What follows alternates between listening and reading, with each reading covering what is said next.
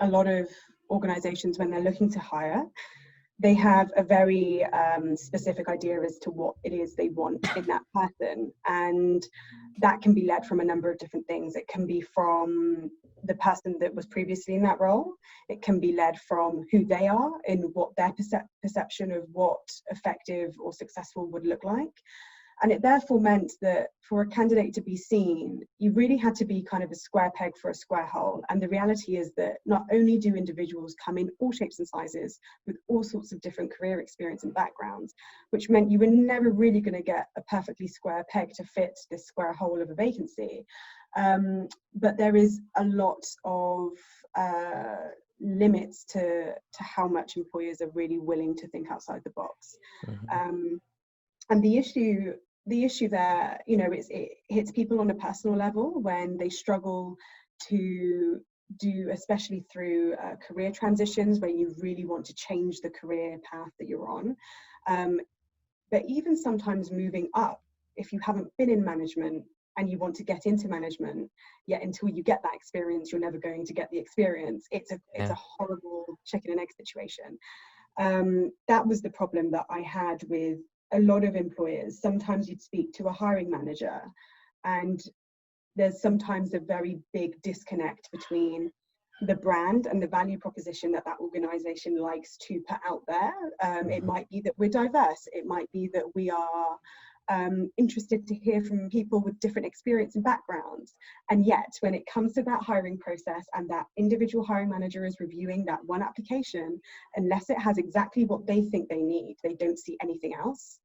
And it limits people, and it also limits the growth of that organization, because innovation doesn't happen with what you're already familiar with, because if what you're familiar with was working, you wouldn't need to innovate. And then take an hour out of Netflix, give it back to yourself, and spend an hour a day exploring something that you really want to check out. Something will always capture your attention, and just give it a bit of time and figure out if that's something that you'd like to do a little bit more of. Start networking in that area. Start building a bit more awareness of what a career path might look into.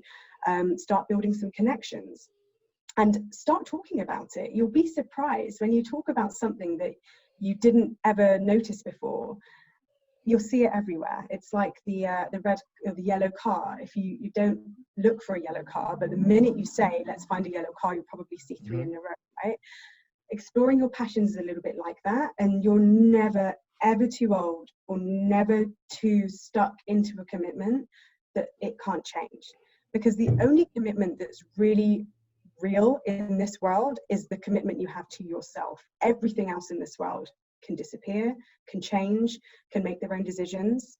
If COVID has taught us anything, no job is really 100% secure at the moment. So I say explore, experiment.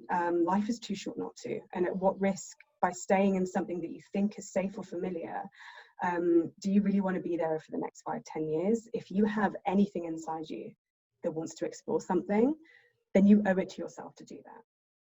Now you're really diving into these secrets, eh? So there's a couple of things. How about we'll say top 2 or 3? How about that? Not all your secrets.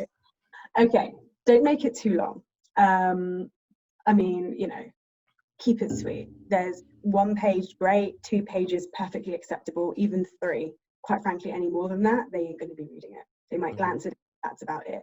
So keep it concise, keep it relevant, and tailor it. Absolutely tailor it. What do I mean by that? I mean, regardless of who you are and what your experience and skills are, unless you speak the language of the person that is reading it, and I mean that literally, but I do also mean that in terms of the terminology they like to use and the kind of words that they use, that you will extract from the adverts, that you'll extract from the job description, that you'll extract from the company pages. You use their language to pepper your CV with the flavor that they like, so that when they see your experience, they see somebody that they can connect with and that they can relate to. People always look for similarities in other people to build a connection with them.